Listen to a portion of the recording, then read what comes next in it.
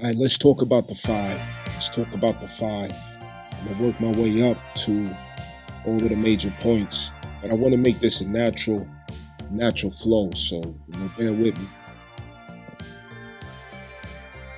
The number 5, LifePath and HeartSoulUrge, is on this wise. Now listen.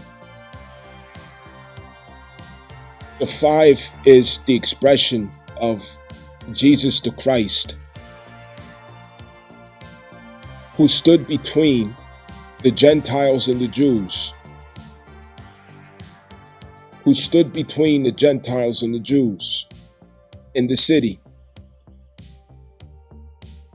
which basically is to merge worldly thoughts with religious thoughts, to culminate the two, and to have them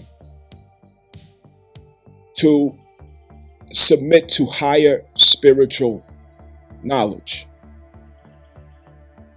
Higher spiritual knowledge. So, the Jews represent our religious thoughts. The Gentiles represent our worldly thoughts. And in that sense, the number 5 is one who's devoted to freedom at any cost in order to learn the things that clarifies what it means to exist in this world, in the flesh and in the spirit at the same time. Where is the agreement between these two worlds? So the 5 is not like, for example, the 9, where you have gone all the way through all those phases. 5 is the phase of initiation. That's where you get initiated from being worldly into being spiritual. But the initiation has to come through religious application in order to arrive at spiritual manifestation. It's important for us not to mix or misunderstand one for the other. To be religious is not to be spiritual. To be spiritual is not to be religious. They are two different things. And they both have their order in place. Please don't join the bandwagon and just coming out of your mouth with, oh, religion is just control and they just wanted to. We have to start using our own mind, our own consciousness to understand things, not just regurgitating, getting on the bandwagon and saying something because everybody's saying it. What do you understand about such a thought? You heard enough people say it, now you got the confidence to come out and say it and repeat like a parrot. We got enough fucking parrots. We got enough people saying the same shit. Is that what you know, or is that what you understand? If not, shut the fuck up, because you're not helping. You're really not. Be able to explain what you're saying without regurgitating some commercial ass shit that you heard or read. Otherwise, just be quiet. Stop fucking talking. So, LifePath 5, SoulUrge 5. This is the middle ground. I've experienced the worldly life. I experienced all the fun things. I got to get initiated into what it means to evolve into a spiritual being in this world. So I have to go through steps where I get Saturn involved in how I get there. Now, what does Saturn bring? Saturn brings discipline, order, structure, commitment. Discipline, order, structure, commitment. Okay? So Saturn has to be involved in the process of how we arrive at evolving from a worldly mind into a spiritual consciousness. That is usually through religion. It's usually through religion. So religion is closely associated to the number 5. The number 5 has an impulse to have so much freedom, to indulge in freedom. I gotta be free. I can't be tied down. I don't want to commit. Because inside of the impulse of their soul, they know that there's things they're supposed to experience and confirm with the conflict that's in the head of who they are as a fleshly being and who they are as a spiritual being. There's conflict. So the only way to verify and to know is through freedom, testing the theory, passing by experiences and such.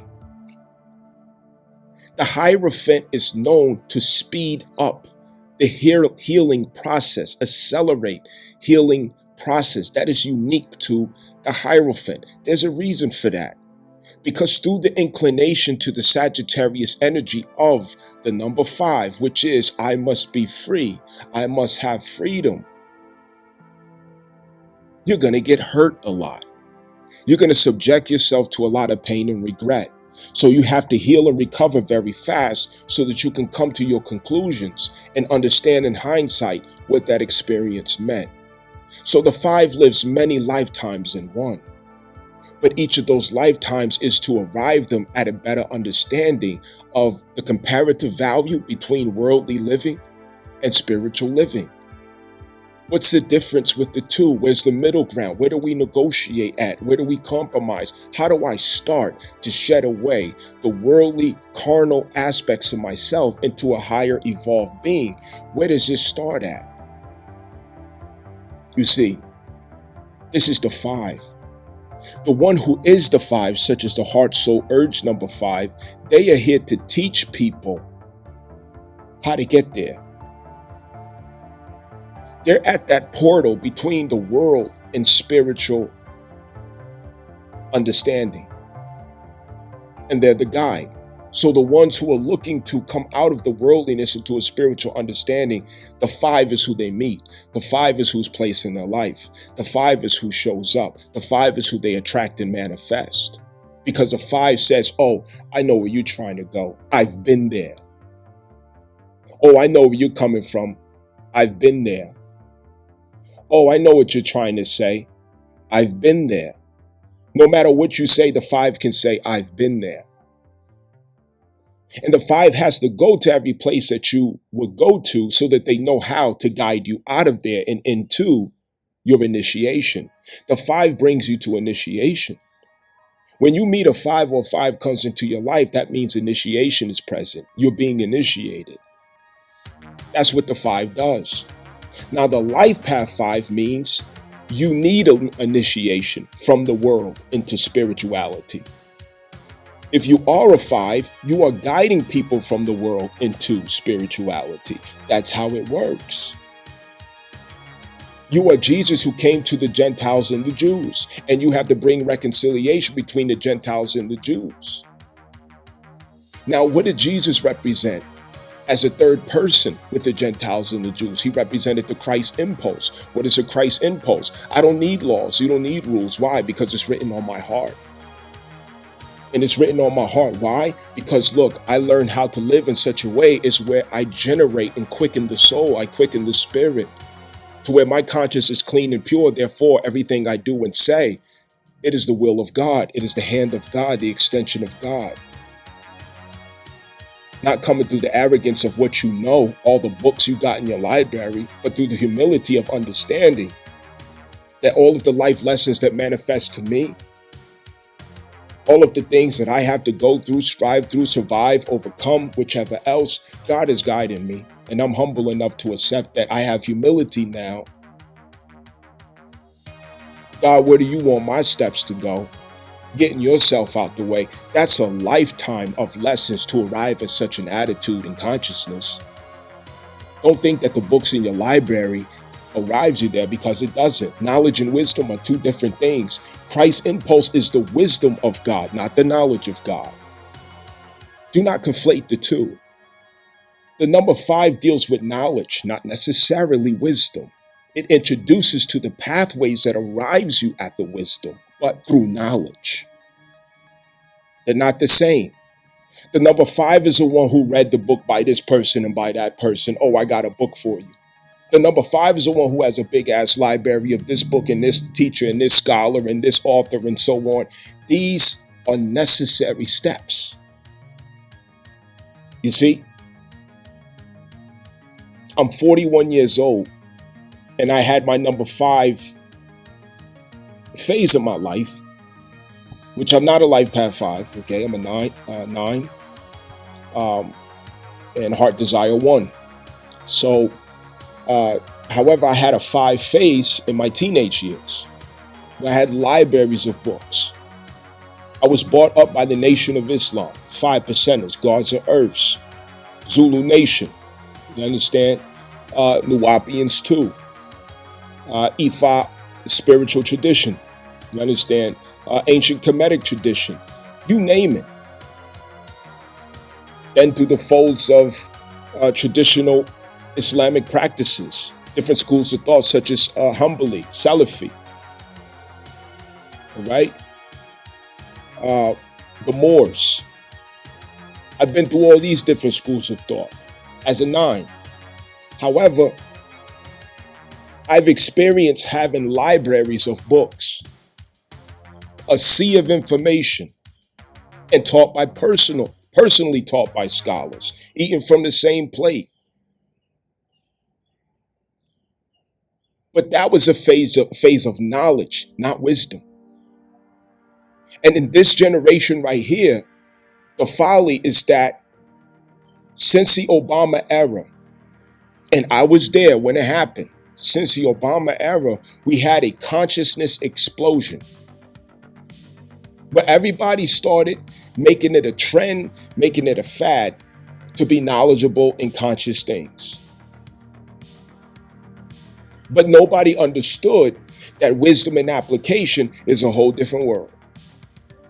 To live it out is a whole different ball game. To live it out. And all of a sudden, from everybody's bedroom, I read this book and I read that book. Come to me, I would teach you this and I would teach you that. Coming from my generation, we had to walk to libraries, know the Dewey Decimal System, books strolled out all over the place, writing notes, Xerox machines. And the teachers that I had, nigga, you get punched in your fucking face for saying the wrong shit. Okay? New York, 5% nations, nigga. What? You walk around New York talking about you God body, giving misinformation. You're going to be having missing teeth. And I'm talking about literally, you get punched in your shit coming incorrect with what you saying. Not knowing what the fuck you talking about. You get punched in your shit. You came around the elders or poor righteous teachers. You couldn't speak on shit that you didn't really understand. You can't speak out of turn. Niggas check you and correct you or even break your ass off. But we got this watered down version that comes after the Obama era. All of a sudden, a bunch of naked ass bitches in their room with yoga pants on, pretending like they got it and they don't. And their sons took up the same traits and characteristics, and all these niggas out here who know that they can get some pussy off of it did the same thing. And majority of them don't know what the fuck they talking about. Regurgitating ass niggas. Poetic, eloquent, well-versed, well-rehearsed, but they don't have the understanding. It don't come from the heart. It's memorized. It's poetic. Bullshit that you can't apply to your life.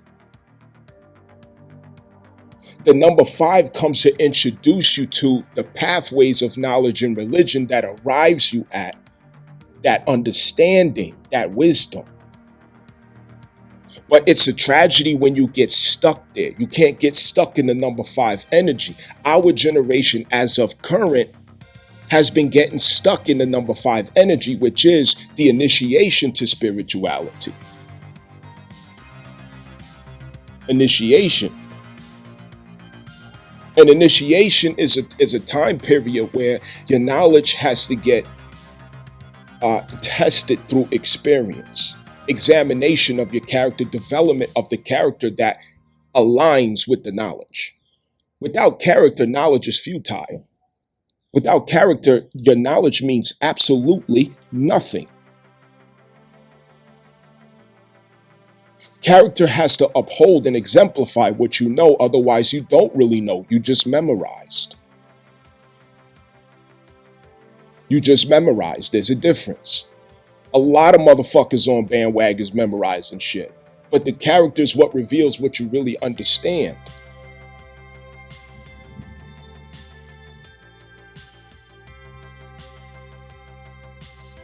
You don't read wisdom off a piece of paper. You don't memorize something that come repeated on the internet, and that's not fucking wisdom. Only the Holy Spirit can deliver wisdom. And the Holy Spirit delivers wisdom from your store of knowledge, understanding, and experiences, not you. The Holy Spirit does that, which is an impulse of all that you have invested in your heart, of purity, of truth, and it flows forth. That's the Holy Spirit. The Holy Spirit speaks on behalf of the Christ impulse, which is the wisdom of God. That is the enlightened heart. But to get to the enlightened heart, you have to go through Saturn. Discipline, order, structure. Learn he obedience through the things that he suffered. Saturn. Learn he obedience through the things that he suffered. Saturn. You ain't going around Saturn for results. Anything that you expect initiation and results in, it must go through Saturn. Therefore, the number 5 has to bring you straight to Saturn. They got to bring you to Saturn. And from Saturn, Saturn transforms you into the rights of spiritual access. But what does that look like? It looks like religion. It looks like religion. And what do you mean by it looks like religion? Spiritual values, truth, concepts, precepts, right? Virtues, etiquettes, application, different things of that nature. Don't you know that has to be applied and put into practice every single day by formula? It has to become your culture. It has to become your personal culture. If it doesn't become your culture, it's not in the heart. Culture eats strategy for breakfast. They say that in business school. Come on. Now, this detail was inserted as a sense of responsibility to clarify, a very important detail. So it may not flow naturally, in the recording itself, but either way, you understand now. So when I speak about the Christ impulse coming to humanity, the Christ impulse had to come to humanity in order to make humanity aware of the fact that you don't need religion anymore. Religion is a means now, because through religion, we have evolved humanity to understand the relationship of their existence through philosophy, value, principles, and truths. To have a greater understanding of the self, and through the understanding of the self, this becomes written and imprinted upon the heart once it is accepted and received, and we're able to see ourselves as being reflections of the same source that we come from, extensions of the same source that we come from, the awareness that we are one. To thyself do no harm, to others do no harm. That to harm any living thing, you're harming yourself, directly, indirectly.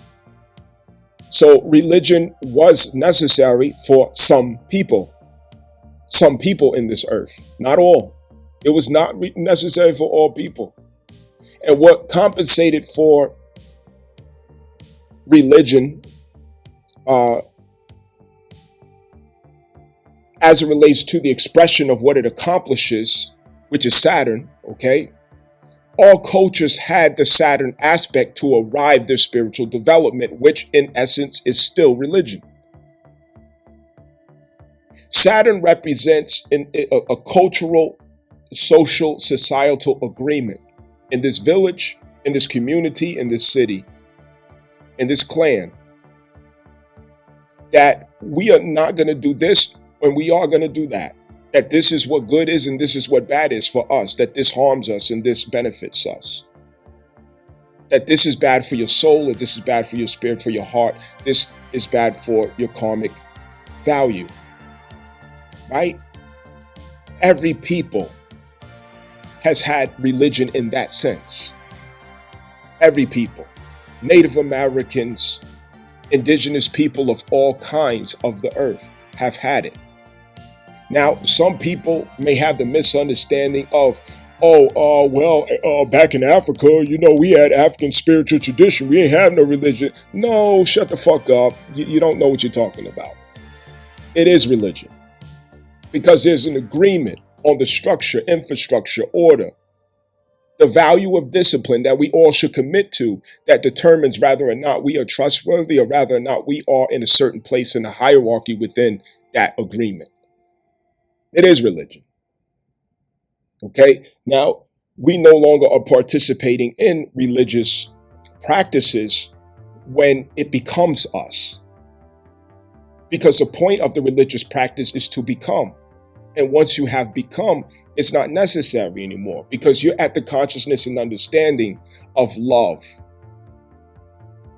That's what all religions are supposed to arrive you at, the consciousness and understanding of love. When you reach the consciousness and understanding of love, you do not harm other people. You don't hurt other people, at least not deliberately. And if you do, you have the humility to correct and rectify, to clean up.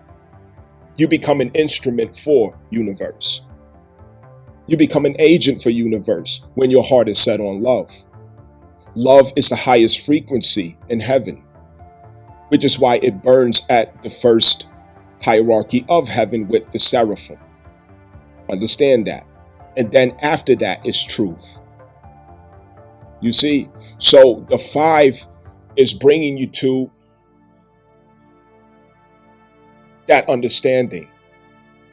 Christ's impulse represents a stage in human evolution where all human beings had access to the Christ impulse, which is the understanding of love at its highest frequencies. And through living the right way, through coming together on those cultural agreements that facilitated the descent of that love upon the people, it cured all things. It healed all things. It guided all affairs. That frequency of love. And that's what Christ's impulse is. It is a manifestation of the wisdom of God. And when we act and speak on it, or act and speak from it, that is called the Holy Spirit. And this is not a religious ideology. This is not a religious teaching. This is not a religious expression. It is a cosmic understanding that religious scholars and theologists adopted and coined as their own. So let's understand that. Christ's impulse was not first taught at a church. Jesus had to go to India to master the Christ impulse and bring it back. Understand that. He had to go to India to master that. That's another day, different thing. Okay? Christ impulse. Oh, culture eats strategy for breakfast. This is why the number 5 rules culture. The number 5 can create trends and fads at will. Everything the number 5 does, everybody want to do. Everybody want to copy the number 5. If the number 5 come with purple shoes, everybody wearing purple shoes. And the number 5 says this is cool, and that's what's cool. If the number 5 say that ain't cool, well, that ain't cool. The number 5 has that divine power. It's from the cosmos. Nobody can take that away from them. It's like black kids. You're like, oh, where it come from with that? The fuck that came from? I could explain. See, black kids have a cosmic power. They could get up on a Saturday morning and do a little dance or have a little conversation. And next thing you know, kids all the way in China is using their expressions. Kids all the way in Germany is dancing just like them. Kids all the way in India is trying to imitate them. Only black kids have that. It's a cosmic power. It's cosmic, which means it can't be duplicated. Nobody can do that. Only black kids can do that. Only black kids can change the entire culture of the globe effortlessly.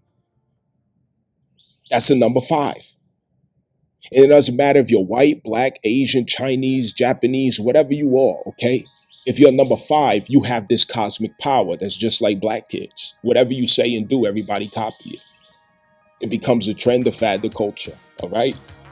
So the number 5 energy, it don't matter what race or color you are, but I'm making a comparison to a unique cosmic trait that or faculty that Black kids have, African Americans in particular. All right. You have the power of influence through charisma. You have the power of leadership through influence and charisma. You look charismatic. You speak charismatic. You are charismatic. Malcolm X was a 5. Beyonce's a 5. J-Hove's a 5. You know what I mean? There's a lot of 5s out there that exemplify that energy. 5 is a Taurus and Venus frequency. Because it's Venus, you attract. That 5 attracts. It's attractive.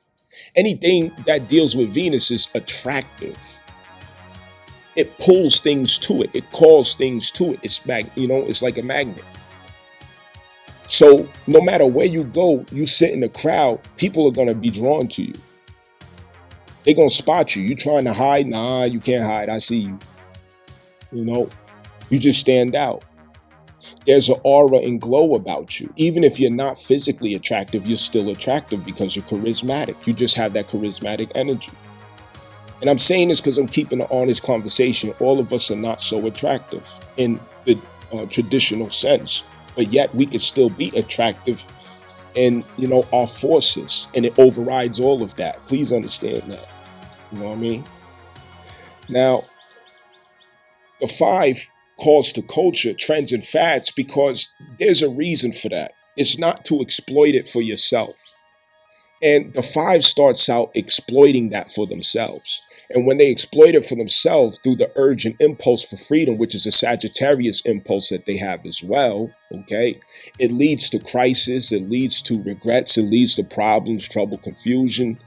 But because this is the Hierophant, because the 5 is the Hierophant, they heal at an extremely fast rate. So whatever they go through, they pop back from it like, damn, it ain't even fazed me.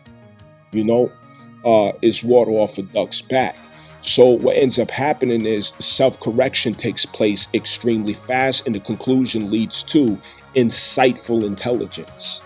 Okay, insightful intelligence, which is why number 5s are very insightful. They have a lot of insight. Because it's Taurus energy that rules the Hierophant number 5, okay? Taurus deals with value, and Taurus deals with quality, not quantity. So that healing, that accelerated healing process helps them to do a process of elimination in what is valuable and what is not, of experiences, okay, and of choices and decisions, and also in what equals quality in behavior, character, decisions, okay? What equals quality? What are quality experiences? What are quality people? So the number 5 is very familiar with quality, with what quality really is. You're not going to impress a number 5 if you don't have real quality about you, okay? The number 5 is attracted to where real quality is at. They've been through so much, chasing so many impulses of freedom, to where they've seen it all. They've been through it all. They're not impressed no more. Understand? Okay. So this number 5 energy manifesting the impulse of Christ, giving illumination to the Gentiles and to the Jews within self, because the Gentiles within self, again, is our worldly thoughts and energies and impulses, and the Jews, which is our religious thoughts and impulses. That Christ impulse that illuminates and shines back at it is showing that there is a place to arrive at, to where you're not going to need religion. But in order to get there, I need the religion first so that I can understand the character to stand in, the mindset to stand in, the attitude to stand in, the type of formula that's going to allow me to manifest a spiritual existence here on this earth. And normally, you get that from religious commitment. And when you have devoted yourself to religious commitment, eventually you're going to evolve out of it. You're going to shed it away because you no longer need those crutches. You don't need that mold to cast yourself in. You understand? That's what religion is. Rather let's say you was running the streets wild and, you shoot niggas up, selling, selling dope and all this other shit, gang, and you just running them up, right? You do a bid, Rikers Island, sing, whatever, and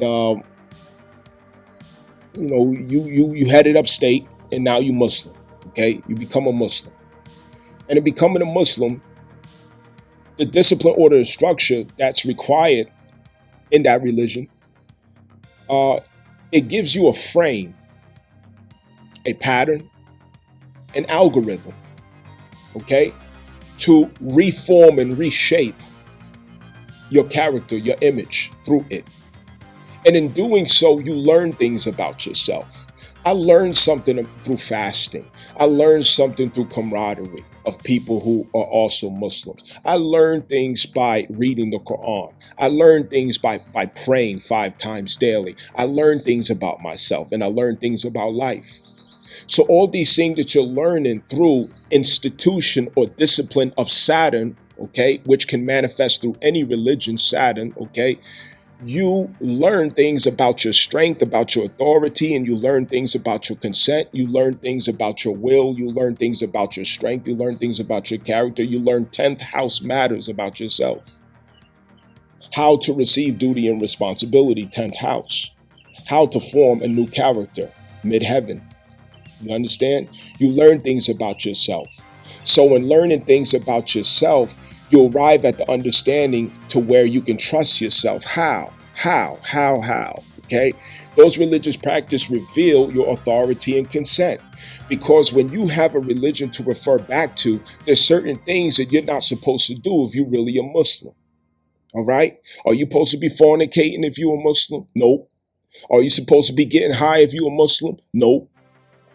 Okay? Are you supposed to be cheating on your wife? Nope. Are you supposed to be drinking alcohol? Nope. Right? Are you supposed to be out in public setting bad examples? Nope. Are you supposed to be eating pork? Nope. Are you supposed to be eating food that's not halal? Nope. So when this is the case, what happens when you have religion that you're committed to, right? You meet your authority over and over again every day. Because you meet your authority when you're hungry. You're used to eating pork, right? And somebody whip up a plate of that pork, dish that you used to love eating. And now your authority is being tested, right? Because ain't nobody there to see you. The person who cooked it don't know you Muslim, right? They're offering up to you, oh yeah, here's your favorite thing. I remember you as a kid, you used to love this. Here you go. Nobody else is here, right? There's no other Muslims in the room. It's just you and him. Or that person that cooked that, your auntie or whatever cooked up a good meal. She don't know you're Muslim yet, right? So your authority is being tested.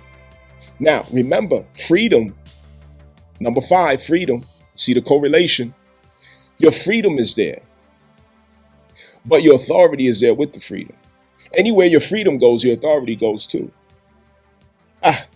You're free to contradict yourself, or you're free to be true to yourself. What's it going to be? Right? So you could take that pork dish, but you know that you said you were Muslim. You took Shahada and everything. Ashhadu an la ilaha illallah wa ashhadu anna Muhammadan abduhu wa rasuluh. Right? You said it. Okay? Now, your authority says you have an option. You could take it or you could turn it down.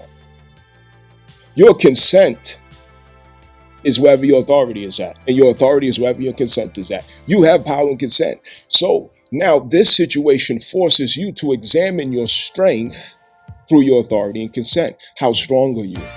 Well, that depends on how you use your authority and consent in that moment. Right? If you take it while nobody's looking, you prove to yourself that you're weak, how weak you are. If you use your consent against the benefit of your own soul, you're teaching yourself that you can't trust yourself. But if while nobody's looking, you do the right thing, you have integrity. While nobody's looking, you have integrity. You're reaffirming to yourself that you can trust yourself. No, I'm not going to do that. Now your conscience is clear. You wanted it, right? You wanted to take that pussy that night, right? You wanted to fuck the dog shit out of that fine ass woman who nobody else was there, right? You sitting there looking at that ass and ain't nobody else around. She ready to give it to you, right? You said you a Muslim. Muslims ain't supposed to fornicate, right? You got the freedom to do whatever you want. You could get up out of there. You could let her know, hey, listen, I'm a Muslim. This ain't, what the law expect of me. I'm trying to live right according to Quran and Sunnah. I'm trying to do the right thing. Maybe we shouldn't be in this situation. Let's do this another way. I tell you what, it's cooler tonight. Maybe we get back up and, have some daytime, get together, something like that. Whatever. However you go about doing it.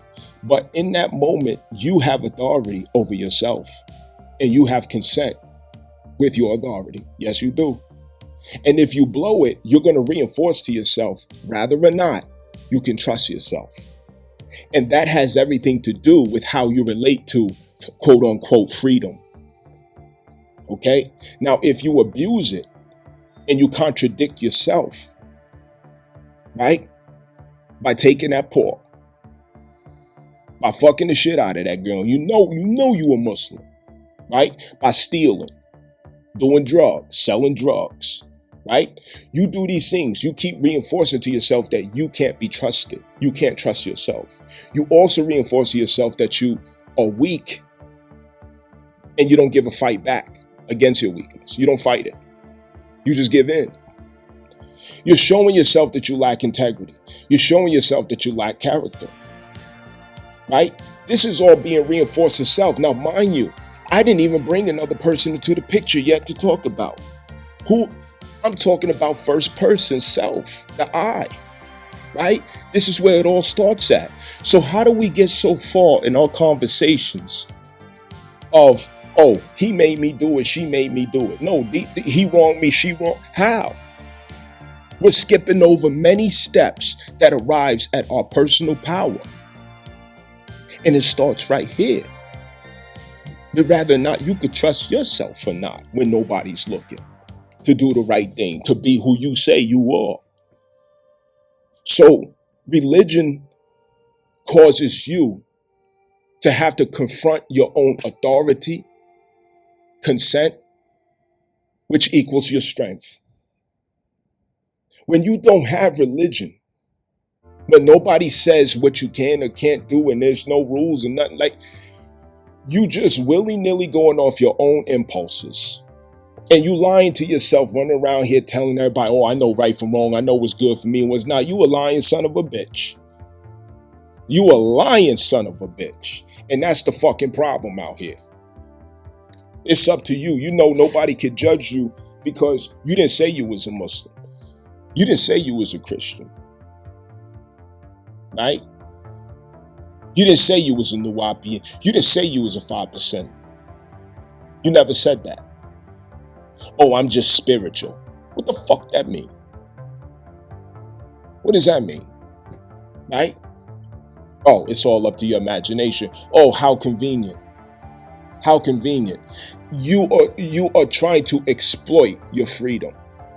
You're trying to escape accountability. You don't want nobody to hold you to any standard idea or of what integrity you should be exemplifying. Oh, I get it.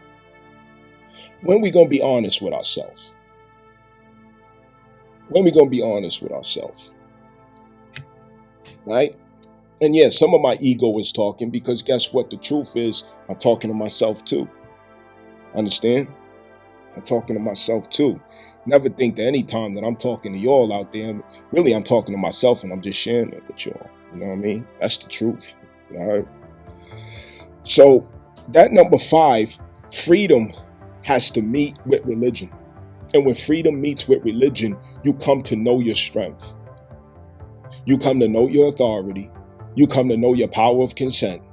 You come to then understand where your integrity is. And you have access to a new character.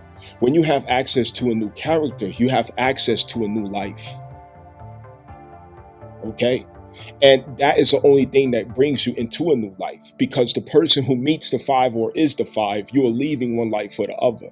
And the life that you're leaving behind is a worldly life for a spiritual experience, for a spiritual life. But that's usually, listen to my words, usually through religion. Okay, so the 5 is often attracted to many religions. Okay, authentically within the soul, it's religion. Now, in getting caught up with the conversations of the day, the bandwagon, all that other stuff, a lot of people can't tell the difference between their own thoughts and what they jumping on the bandwagon for. But the number 5, most assuredly, okay, has attraction to different religions. Okay, now, this also is why the number 5 has cultural inclination. You will find that number 5s, they like to date different races, different cultures. They like to be around different races and cultures. They love to travel. Travel is the biggest thing on the number 5's chart. Okay, it's travel. The 9th house and Sagittarius placement in the natal birth chart is always going to have a strong aspect, because travel and culture is a very big part of how they make sense of the soul's journey.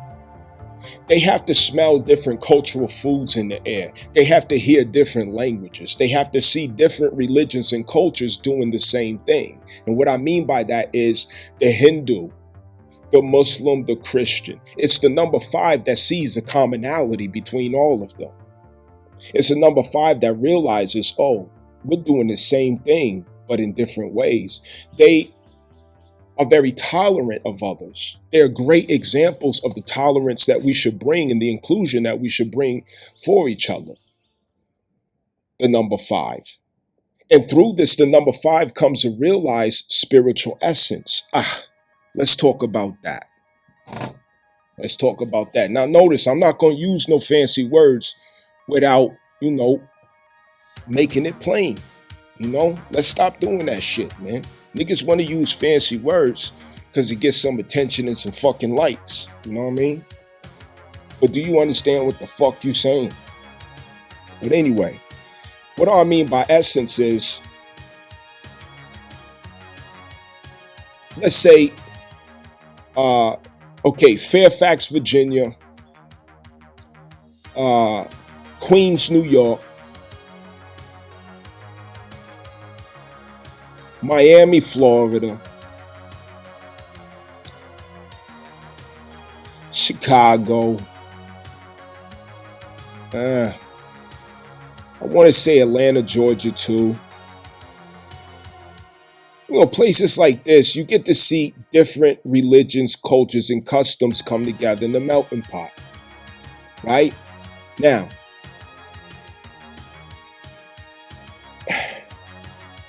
essence. In New York, people are not judgmental or scared of Muslims and all that. There's so much accommodation for different religions. You want halal? Oh, okay. Yeah, the Muslim sister over there, she, you know what I mean?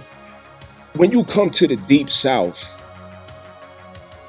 other than Atlanta, Georgia, all right, you come to the deep south, Raleigh, North Carolina too, there's a lot of multicultural there, all right? But anyway, you come to the deep south, somebody sees somebody with a kufi and thobe on, where men wear the thobe, which looks like a long garment.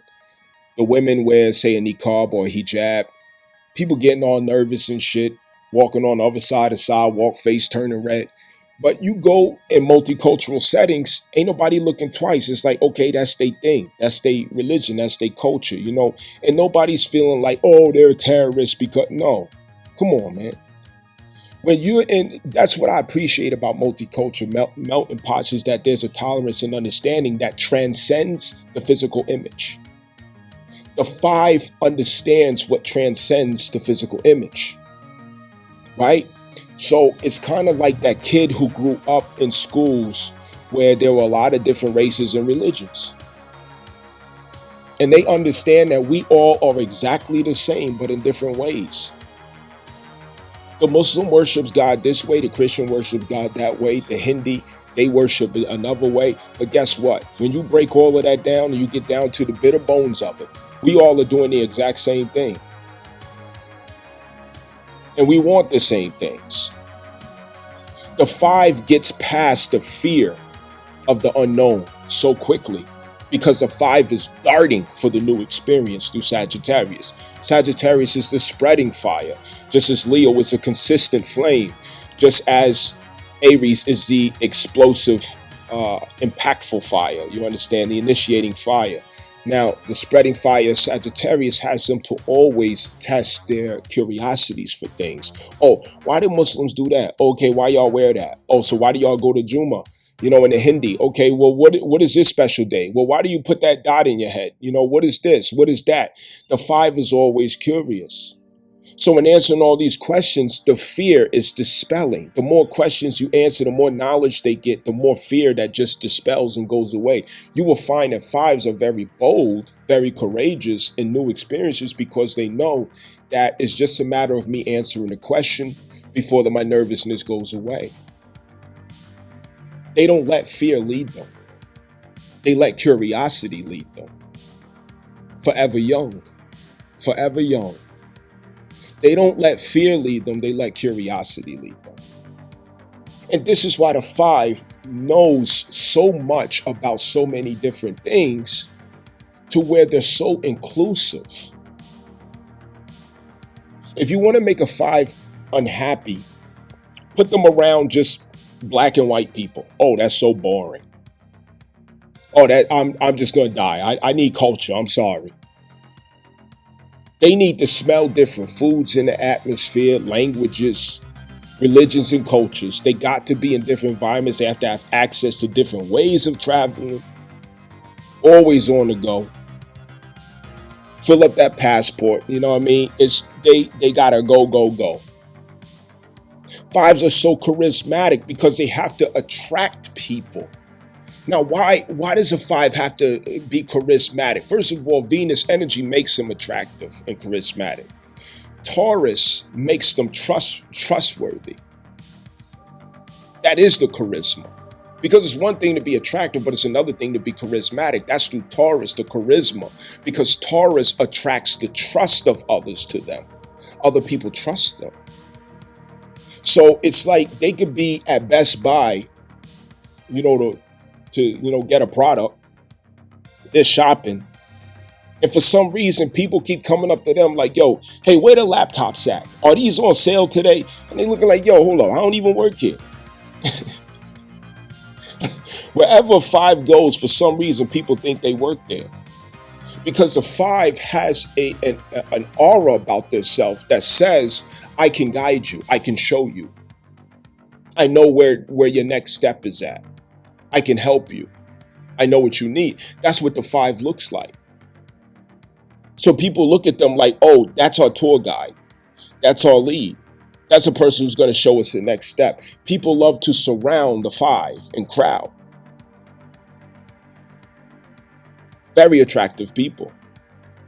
The 5 has a futuristic look about them.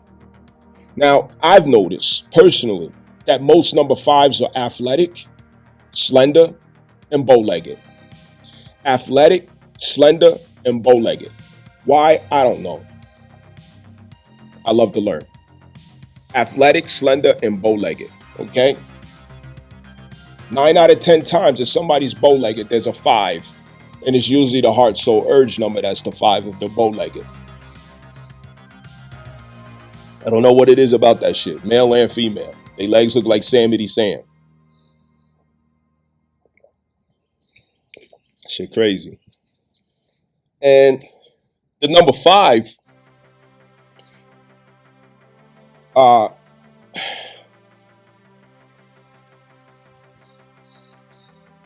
me make sure I explain essence. The number 5 culminates all of these religious experience and differences and breaks it down to the essence of it. What is the essence of all of this? The essence is we all believe in something greater than ourselves, and it makes us a better person. The essence of it is we all cherish family if we are good people. The essence of it all is people want to be free to determine their own destiny. The essence of it all is we all need food, clothing, shelter. The essence of it all is nobody's right and nobody's wrong. We just have different perspectives that help us to complete the picture that we're trying to complete, and we should share more often. That's the essence that the 5 seems to arrive at every single time. That 5, again, takes value in a store of knowledge, not just from the experiences, but from books too, okay? So you're going to find that that 5 is at a new beginning always, with new findings about religion and spirituality. And sometimes conspiracy theories as well, but mostly religions. And what it is that they're trying to call people to a higher version of themselves. They're trying to show people also that before us, there was something greater to focus on. In this lifetime, there's something greater to focus on. And after us, there will always be something greater to focus on. Let me show you. I have the proof. I have the evidence. I know this. Right? It's not like the 9. The 9 comes straight, for example, the number 9 comes straight from the heart with wisdom over many lifetimes. Not knowledge, but wisdom. The number 5 comes with knowledge, articulation of that knowledge, conviction in that knowledge. They will reference scholars, they will reference books, they will reference movies, they will reference experiences in order to show you the value of the world that you're committed to is pennies compared to the treasure of a spiritual life, of a higher vibration. And I can show you that everyone has access to it. Here, read this and see if you see what I see. You understand?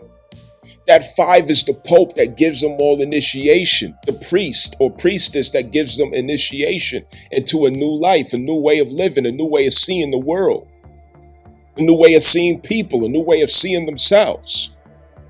So the 5 is always there at the introduction of that turning point in somebody's life. So if you have to meet a 5, heart, soul, urge number 5, or for whatever reason, that could be a turning point in your life where you have to get initiated into a religious commitment for a while.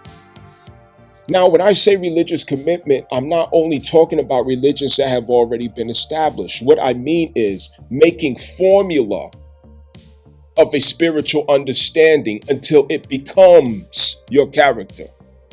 You understand? Making formula of a spiritual understanding through routine, discipline, order, structure, Saturn, until it becomes your character, until it becomes your character, okay? That's what I mean by religion.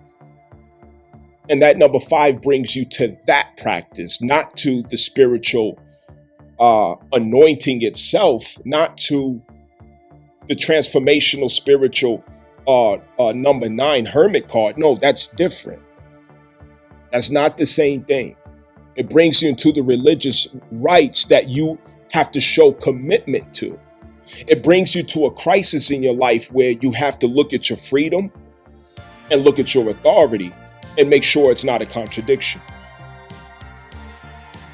The 5 brings you to the point in your life where you have to look at your freedom and your authority and make sure it's not a contradiction. Okay? Because the 5 knows all about the contradictions of freedom and authority. They take their freedom and they abuse their authority, and they take their authority and abuse their freedom. And they end up a crisis every time. A 5 is constantly living in, if not regret, contemplation on what they learned from misusing and abusing freedom. You see?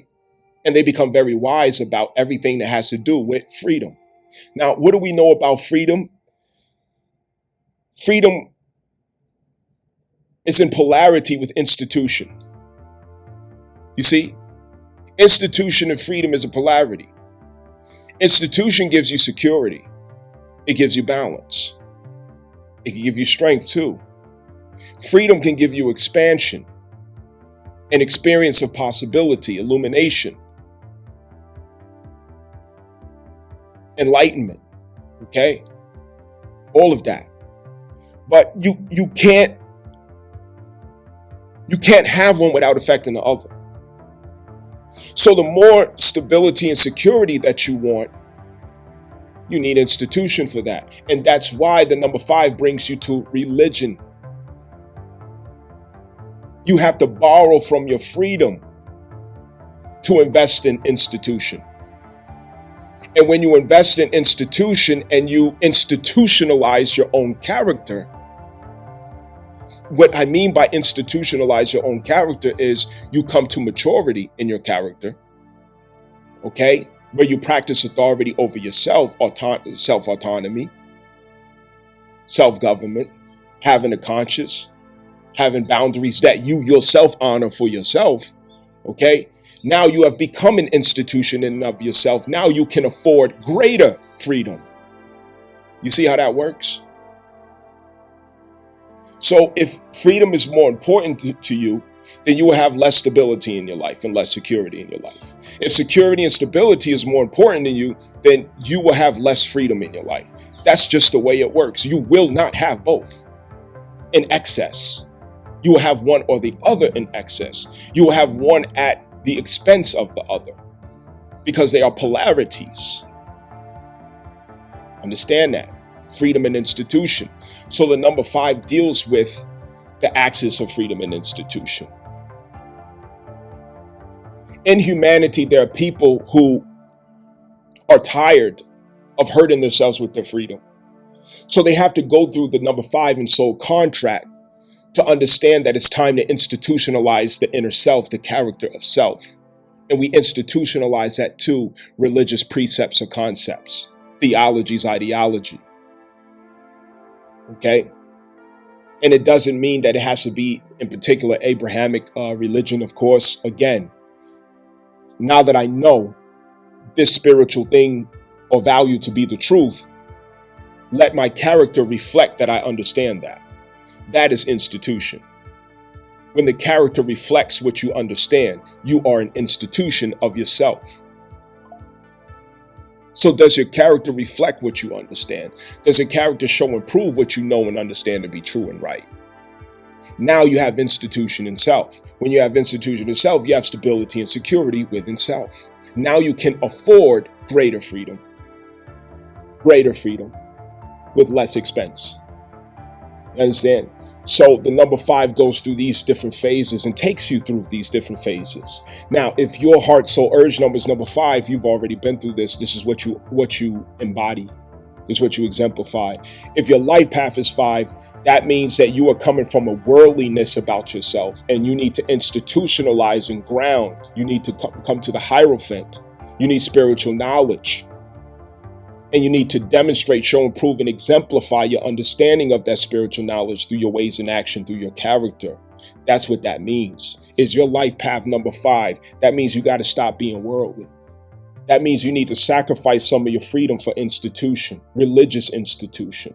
That means you need to devote yourself and commit yourself to what you know is true and right. That means you need to clean your life up and come right, come to God. Olodumare, Allah, Jah, I don't give a damn, whatever you want to call, it's the same. It's time for you to indulge in spiritual knowledge, indulge in religious knowledge. That number 5, indulge in knowledge. Because indulging in that knowledge is going to naturally cause initiation to take place in your life. Because once you know, now your authority is tested. You see? I know it's not good for me to be at this, low vibrational, to be eating a low vibrational diet. Now my authority is tested every time I have access to a low vibrational diet. And that authority is tested through what? Your freedom. Now I know that sleeping around, attaches me to all these spirits and souls and all this other stuff. That's why I've been thinking like this, feeling like this. That's why this dark cloud won't leave me. But now that I know that, my authority is going to be tested. I still have access to this fine ass girl. I still have access to this dude. I still have access to all these trail of people that I'm doing these things with at night. Okay? I still have access. So my authority is being tested. Is that what you want? What do you want to do with your freedom? Do you want to use your freedom to continue doing that? Or are you going to take away from some of your freedom so that you can invest in greater freedom later? Knowing that you have authority, knowing that you have consent, you have the option to say yes or no. So in order to arrive at that, what are your boundaries? Where are your boundaries? Where do boundaries come from? It comes from your values. Where the values represent. Number 2, second house, Taurus, Hierophant, Taurus. Number 5 is Hierophant, Taurus. Values, ruling values. What is your ethos? What is your ethos? Number 5. Now, dealing with number 5, ethos, second house, Taurus. Since we're talking about this, now let's go into the aspect of the number 5 as far as the second house and 8th house, as well as the 3rd house and 9th house. Okay. The number 5 has to do with these axes right here. Okay. First of all, second house is Taurus rule. That's where your values are at. Wherever your values are at, you need boundaries. Because guess who has to respect your boundaries? No, you do. You have to respect your boundaries first. Now notice, I don't even need to talk about other people. Oh, who needs to respect your boundaries? That's right. You need to make other people respect your boundaries. You need to tell them you ain't. There's no need to even talk about that shit. Are you respecting your boundaries? Because if you are, you won't tolerate other people not respecting your boundaries. Right? Come on, man. You first.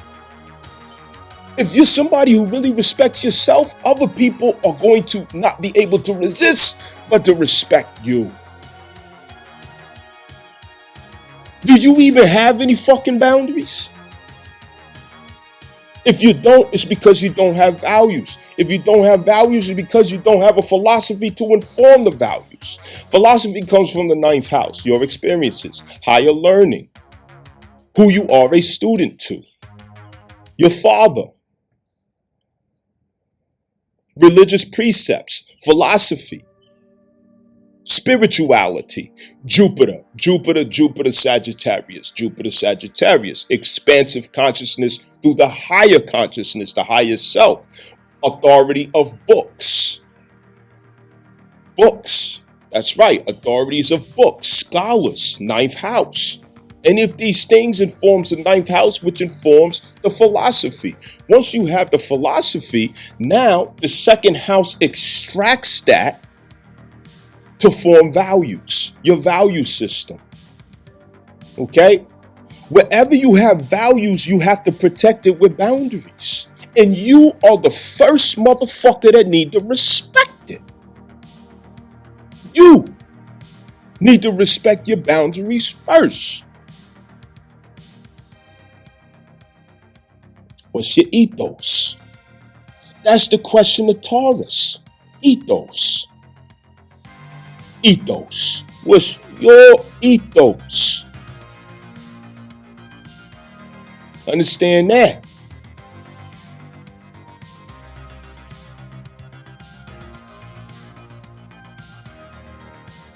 Now, experience through freedom, Sagittarius again, 5th house. I mean, not 5th house, but number 5, okay? Freedom, Sagittarius, expansive fire, spreading fire, higher learning, Jupiter, ruled. Okay?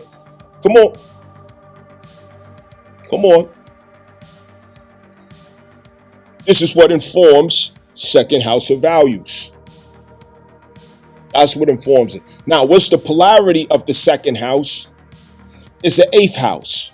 8th house is where power is exchanged, where power struggles take place, where you come to understand your powers and others' power, where your boundaries meet with others' boundaries, where your strength and authority meets with others' strength and authority, okay? So if you're not healthy and fit in the 2nd house, you're going to be a wreck. You're going to get ate up, or You're going to be very oppressive in the 8th house. That is when your intimate experiences manifest out into the world with others, rather that is through marriage, parent and child relationships, family dynamics, business, any place where intimacy through personal contract is exchanged. That's 8th house Scorpio. All right. And intimacy deals with anything that's private. Anyone who has private knowledge or experience with you is in the 8th house with you. And if you fucked up in the 2nd house where you don't have values or you don't respect your values through your boundaries, you ain't gonna be able to pull that off with somebody else respecting you, because it's gonna be oozing out of your energy. Getting ready to respect you, nigga. You don't respect yourself. Fuck out of here with that. You gonna respect me. Bitch, respect your fucking self. Start there. Fuck out of here with that shit. Respect your fucking self. Yeah? Fuck out of here.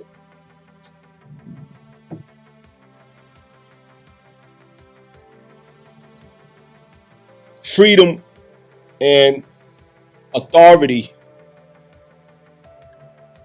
are constant themes with the number 5. And that number 5 goes through so much to understand, to finally get it right. Freedom is related to my authority, and authority is related to my freedom. Damn. Because every time I take upon my freedom, I meet my authority. And when I meet my authority, it comes in a form that I don't realize. And the form that it comes in is, are you going to be who you say you was? Are you going to do what you said you was going to do? Does this reflect your values? Is this what you believe in? Is this who you are? You do have a choice. You do have an option. Nobody forced you to do that. Nobody forced you to go there. Nobody forced you to that. Are you going to own up to the results and consequences and outcome, or are you going to take off running from it? Authority. Authority.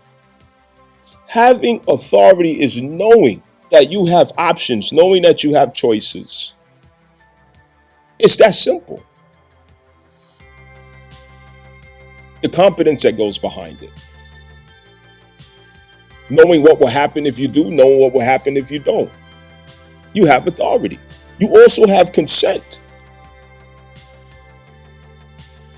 When you're the one who controls your consent, you are always in your authority. When you don't control your consent, you're always out of your control, out of your authority. Right?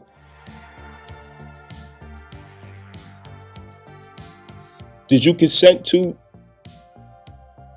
doing what you did the other day?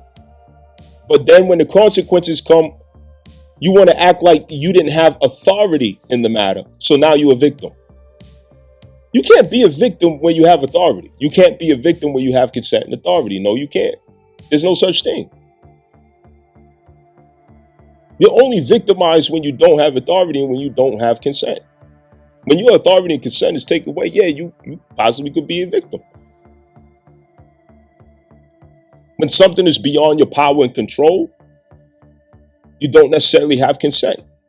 Therefore, you don't have authority. It's beyond your power and control. But when you have authority and consent, yes, you're still empowered. You see how that relates to the 8th house still? Power. Anytime you mention the word power, talking about Pluto, Scorpio, and 8th house. Power. Empowerment. Power and authority are not the same thing, though. Saturn goes with authority. Saturn goes with consent. Pluto goes with power and empowerment, or lack thereof. You understand? Capricorn is a thing of strength and consent and authority. Understand that. Mars is a different manifestation of strength. It's to exert strength. Okay?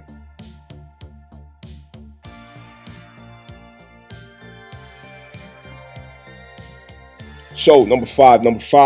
Yeah, number five. Number five is a very attractive, very good looking, futuristic, worldly image. You understand? Now, If you eating a bunch of junk, fucking up your diet and all this other shit, and you don't look like that, you did that shit to yourself. But God bless you to look very futuristic and charismatic. All right. Understand that. But what you did to yourself is another thing, nigga. But that ain't how you was born. You was born charismatic, to where when you show up, everybody want to be your friend. People want to be around you. Now, what comes with that also is envy. Nobody gets more envy than the number 1, the number 5. I would say 9. No, I'm not even going to include 9. I'm going to say number 1 and number 5. Okay, sometimes an 8. Sometimes an 8, because the 8 attracts things that people want and things that people covet. So the 1, 5, and 8, they attract envy a lot. Now, the 5 attracts envy because people look at you as someone, they look at you as someone that they want to be when they're longing for the boldness to be free, when they're longing for the courage to be original, when they're longing for the boldness, self-acceptance, and courage also to be original in their expressiveness about their self. Because the 5 are masters of self-expression.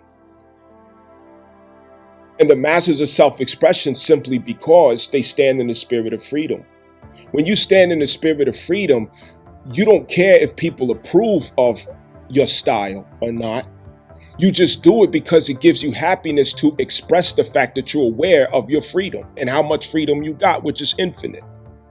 I'm free. That's why you talk like that. I'm free. That's why I walk like that. I'm free. That's why I dress like this, because I'm free to dress the way I want. I'm free to show up how I want. I'm free to do it different than all of you.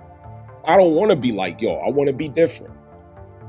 So you can get envy a lot because people are looking at you like, you got some nerve to be so bold, to be so original, to be so creative. I want to be like that, but I don't have the guts. You remember like Scarface, that incident in the restaurant where he made a scene. And he said, you don't have the guts to be who you want to be. He said, you don't have the guts to be who you want to be. So that's him speaking like the number 5. You know what I mean? You don't have the guts to be who you want to be. So you attract envy because people envy your capacity for freedom, your appetite and expression, outward expression of freedom. Like, damn, I feel restricted and confined because I'm scared inside myself to be so free. Or I'm tied down by the obligations that I have that restrict my freedom. And I don't like the fact that you got wings and I don't got no fucking wings. Who the fuck are you to come out here with some fucking wings, flapping all happy and shit all over the place, and I got my wings clipped? Nigga, I'ma clip your wings. That's the feeling. You know what I mean? Come down here on earth. Don't be flying around me and shit, impressing people, coming in the room, everybody standing for you, looking your direction like you the leader. Who the fuck are you? And I gotta work so hard to get that attention. I gotta work so hard to get all eyes on me. I gotta work hard to get people to get on my page.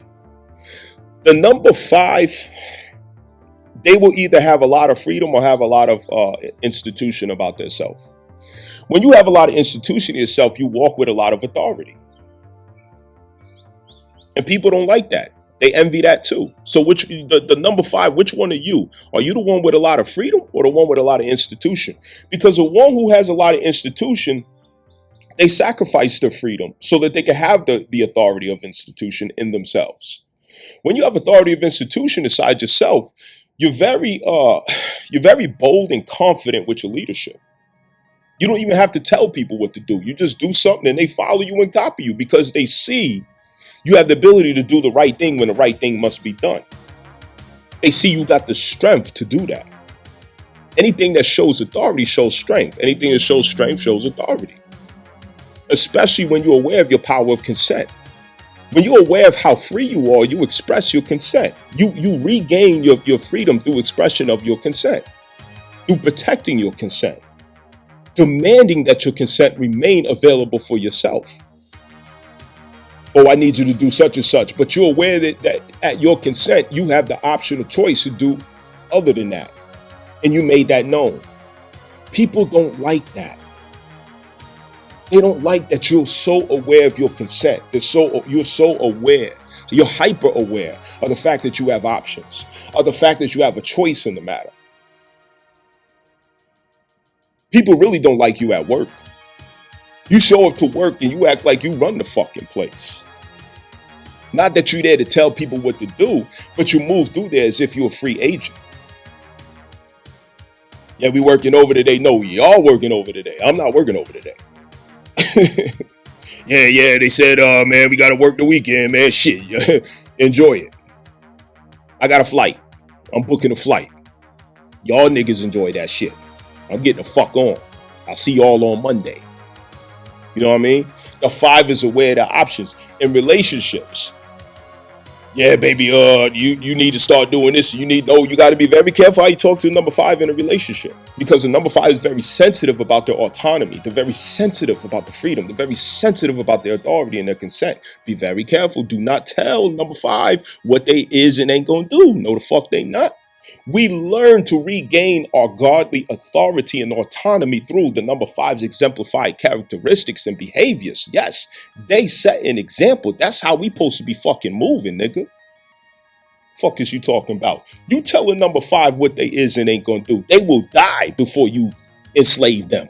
They will fall over and fuck. They will lose everything before that you try to constrict them and take because nothing is more valuable to a number 5 than the freedom. And they will only sacrifice their freedom for greater authority within themselves. That is the only time they will sacrifice some of their freedom, is to have greater authority within themselves, which translates to a greater freedom on the back end. A greater freedom on the back end. Because I was mature enough to institutionalize myself with the authority in myself to know I have the option for impulsive gratitude in the moment or impulsive freedom in the moment, and I forfeit that for greater freedom in the end, I will take that higher road. That's the number 5 who has evolved. Come on. But you ain't getting ready to time them. That number 5 comes with like a Sagittarius impulse, and a Sagittarius is wild and ignorant. How do I know? Because I got Sagittarius South Node. I got Sagittarius Moon. Therefore, I have number 5 energy in the remnants of my old soul's evolution. Okay? I still have 5. And with that moon at Sagittarius, I borrowed that number 5 from my mother. You understand? So that 5 energy is still there in me. So you think you get ready to tell me what to do? Watch this. Yeah, okay, stand right there. Watch. Shit got to be worded the right way, or I might get sensitive about what you telling me I'm going to do, nigga. You better word that shit right. You know what I mean? And let me put this out there. I'm talking my natural language. And I can't wait. I can't wait for somebody to come along thinking that this is got something to do with some righteousness. All right. I'm ignorant. I'm imperfect. I'm weak more than I'm strong. Outright foolish. All right. Along with that, I've learned some things. And these are some of the things that I learned along with that as I evolve and grow. But guess what? I'm not going to come as somebody I'm not. I'm going to be my fucking self. All right? So that goes on out there for anybody. You understand? If you may be disappointed if you think you coming to get a snapshot of what righteousness and piety is. You understand? Or spiritually evolved and all this other I'm sorry, but I am not the person you want to deal with if you're looking for examples like that. And I say that because I would only be a liar, a fraud, to sit up here, slick my hair back and put on a suit and tie or put a kufi on and, you know what I mean, a head wrap on my head and pretend like I'm righteous, pious, and perfect, and I'm not. Because there will never be a time I'm talking about something and I'm not talking about myself. And that's on my best or worst days. So understand that. Let's get that shit straight, nigga. Fuck out of here with that. Now, anyway. So the number 5 has a Sagittarius impulse that is burning in the soul.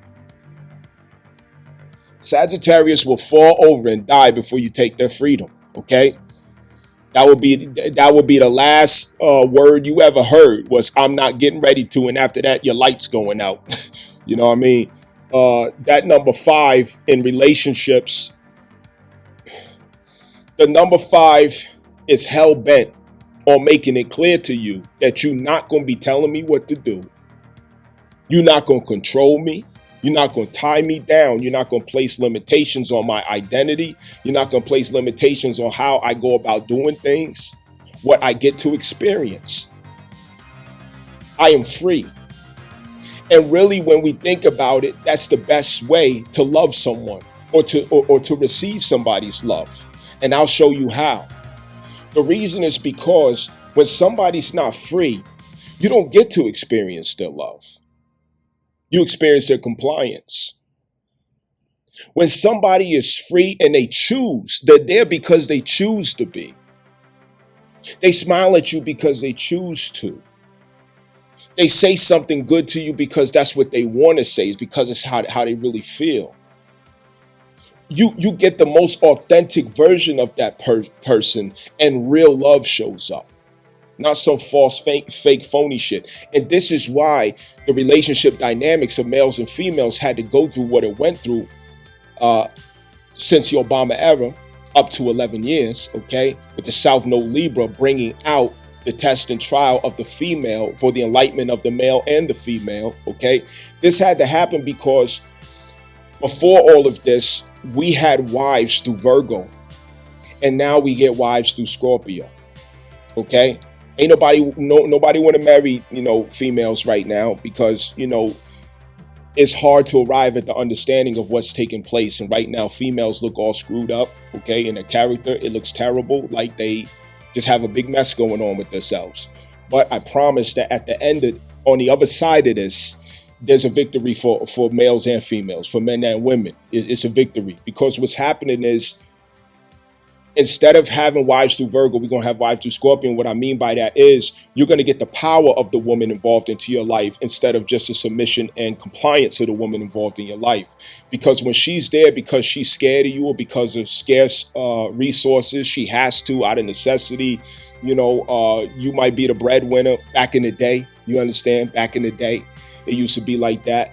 You're not getting the gift of that woman. You're not getting the higher frequencies of that woman. You're not getting the higher capabilities and possibilities of that woman. You're just getting what she can give and passing through.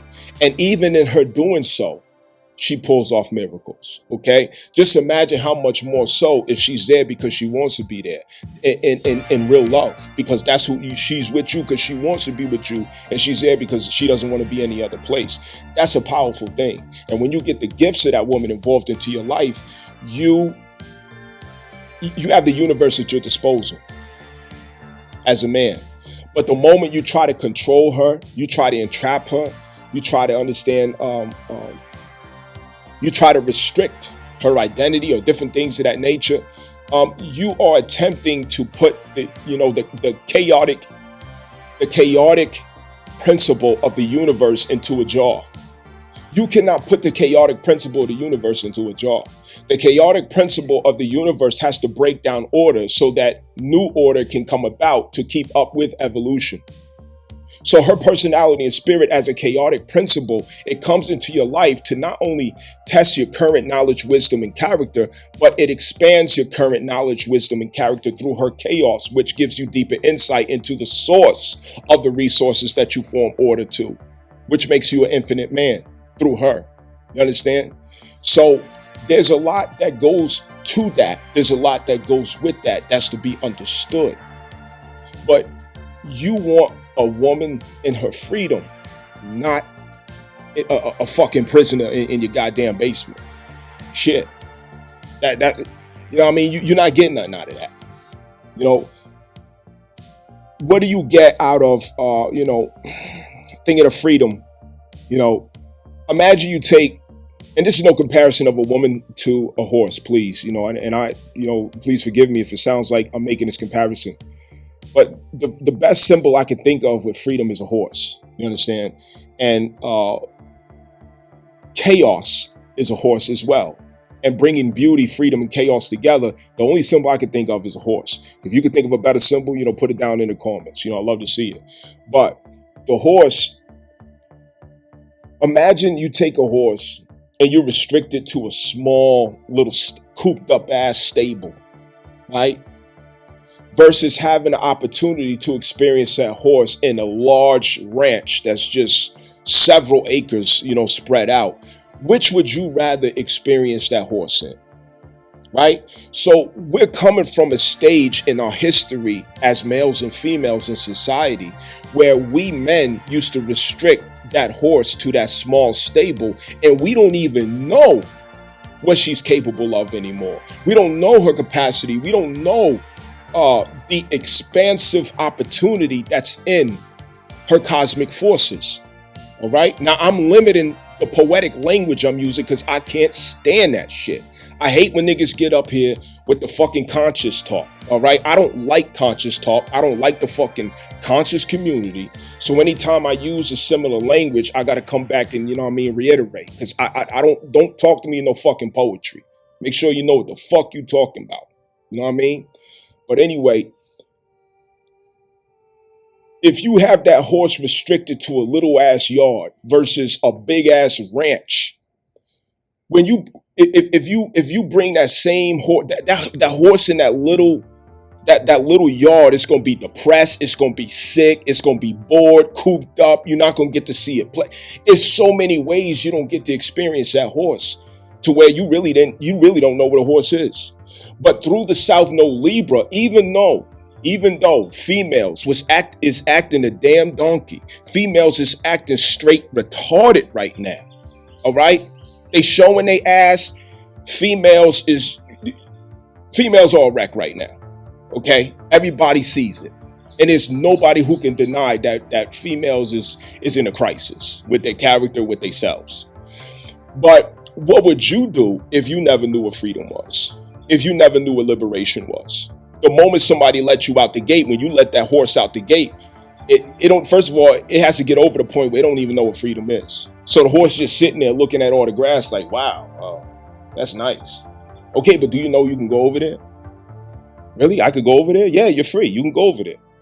So once the horse gets a taste of that freedom, he don't want to come back to that little cooped up ass stable.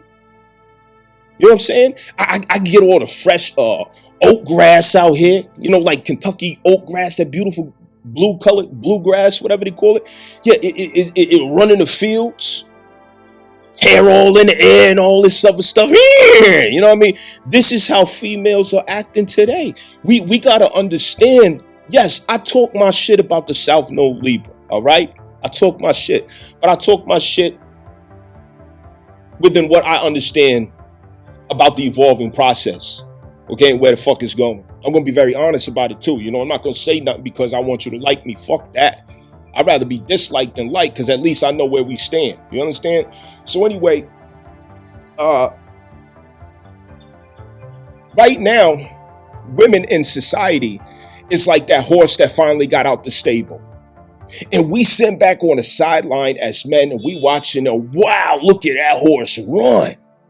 I did not know it could run that fast. I did not know that it could do that. Whoa, it looks so happy. It looks so, it's just galloping along. The hair's just flowing all in the air. And they doing some ridiculous shit too.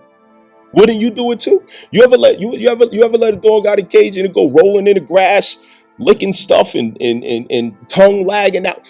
That's how women is acting today because they never got a taste of freedom. They finally got the freedom that they wanted. Now, they're in the number 5 crisis. The number 5 crisis is, okay, you got the freedom. Now you know what it feels like, but what are you learning from that freedom? right? Responsibility has to go with it. Oh, accountability has to go with it. Oh, that requires what? Strength. Oh, I'm a strong black woman. Oh, I'm a strong black woman. I'm strong. Okay. Being strong, nigga, means that you're able to uphold authority and consent. If you're really strong, you can uphold authority and consent. Uphold authority and consent means you don't get to be a victim. Because you have option, you have choice, you have autonomy, you have consent, you have authority over yourself, over your life, over your destiny. Nobody can make you do a motherfucking thing in America.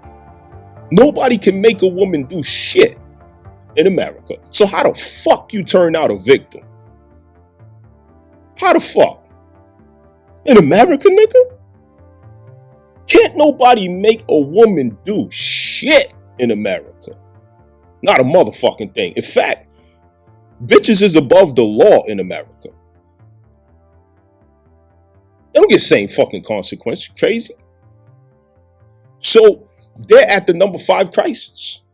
Learning from the actions, learning from how they use or misuse freedom, learning from it, getting results from it. And what trait goes with the Hierophant? They heal very fast. And you heal and recover very fast because the point is for you to get insightful knowledge with that freedom. And it arrives you back at the importance of institution with the inner self.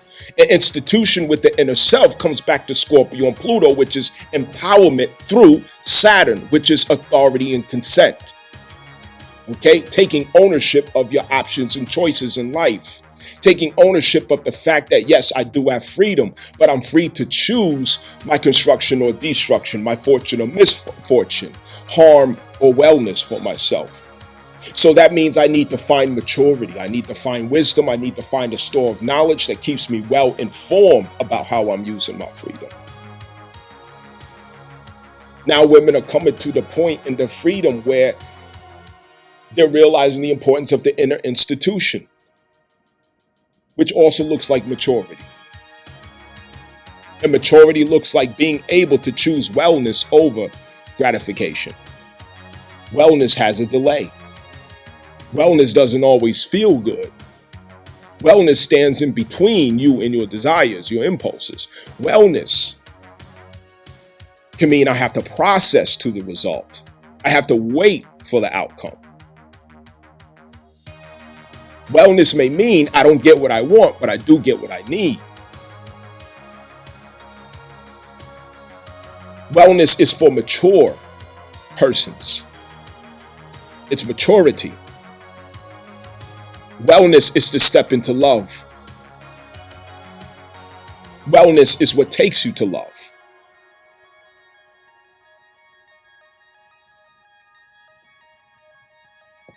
Wellness cannot be confused with your desires and feelings. Wellness often will work against your desires and feelings in order to arrive you in one piece.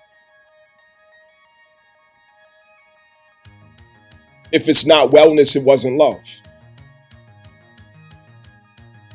Oh, I made that choice because it felt good. Okay, but is that good for your well-being? No, it wasn't, but it just felt, oh, okay, stop right there. Stop right there. Oh, he cute. Look how he dressed. Oh, he got swag. Oh, the way he touched me, the way he, he got money. Oh, he that nigga. Oh. Is that wellness? Because you do have the awareness of what's good for you and what's not, what's harm and what's benefit. Come on. Did you choose wellness or did you choose gratification? We don't get to be victims when we know better. And that's what the number 5 is learning. We don't get to be victims when we know better. That number 5 is pressed over the entire womanhood, the entire sisterhood right now is at the number 5, where they're coming out of worldliness into their spiritual insight of themselves. See, that was all a fake with the Obama era. From the Obama era on back 11 years, when the conscious movement came out,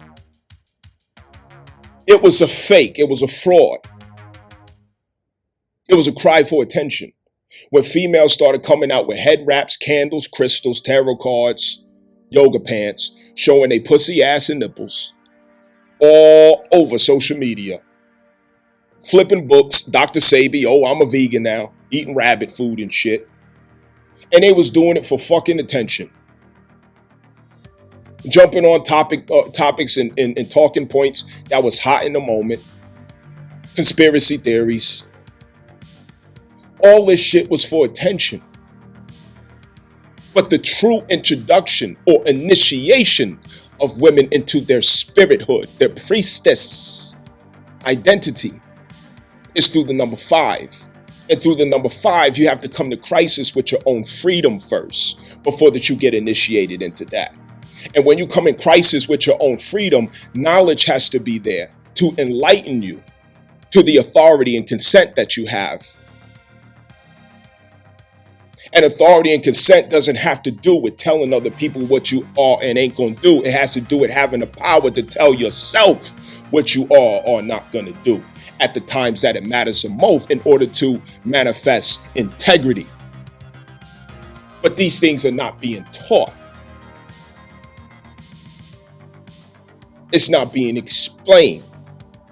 Women are at the number 5 crisis. So the number 5 goes with women in this day and age right now at stage of evolution. So they need knowledge to pour into them, which is actually happening.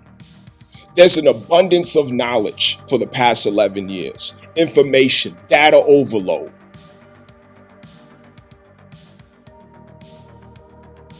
You got, the 19 keys out there, the Billy Carsons out there. You got all kind of people just giving knowledge. But the truth is, none of them are giving new knowledge. None of them are giving new information. None of them are telling anything that hasn't already been told and explained. In fact, it was explained correctly in the time before them, while they are coming to water it down. They're coming to water it down, especially Billy Carson. He is watering that shit down. As a youth, we learned all those things that he's talking about. But he's selling what is sacred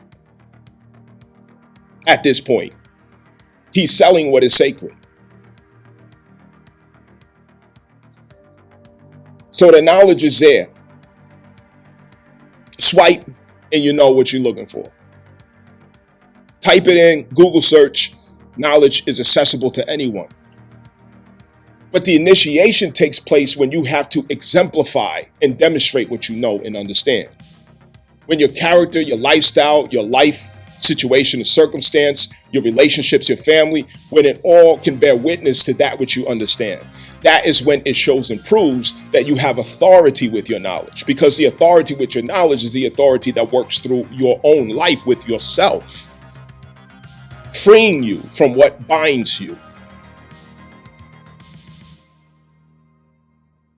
Delivering justice where there is injustice to self and oppression to self. Redeeming, bringing to the process of salvation, arriving at the waters. So this is where women are at. So the next 11 years, they will process through this initiation. And on the other side, they will manifest a vibration of 6. Which is sincere duty and responsibility to community. Acting from the knowledge and wisdom that one possesses for the service and benefit of others. Virgo. Manifesting Virgo.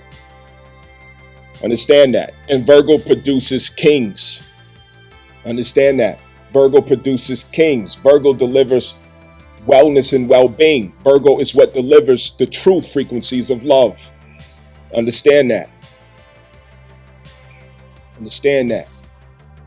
Another lesson with 5 is temperance. Temperance. Okay, you got to pass through temperance if your life path is 5. Now, if your heart, soul, urge number is already 5, it usually means you've already passed through these lessons in your past life. So these can be subconscious things that you can relapse into. You understand? Now, LifePath 5. Temperance will get you there.